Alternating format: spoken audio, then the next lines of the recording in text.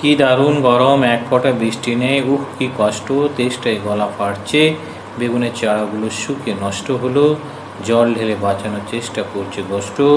এদিকে বিষ্টু দুষ্টুমি চলছে পুরোদমে, তাকে নিয়ে সবাই অতিষ্ঠ। দাদার বইয়ের পৃষ্ঠাগুলো ছিঁড়ে কুটি কুটি করছে, কিছু আর অবশিষ্ট রাখলো না।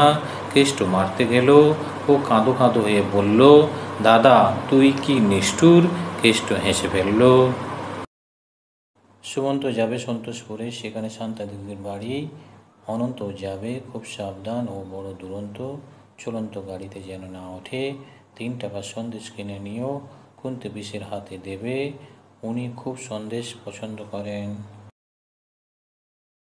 রঞ্জন কবিতা বলবে তাই তার ভারী আনন্দ, একটু ভয় ভয় করছে, কত লোক তাকিয়ে থাকবে।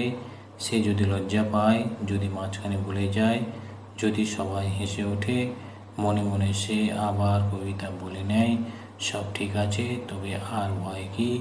বড়রা মঞ্চ তৈরি করছে, রঞ্জন সারাদিন তাদের সঙ্গে আছে, সে অনেক কাজ করছে, সবার সঙ্গে জঞ্জাল ছড়িয়েছে, শতরঞ্জি পেতেছে, বেঞ্চি বয়ে এনেছে, মঞ্জুলাদির সঙ্গে ফুল তুলেছে।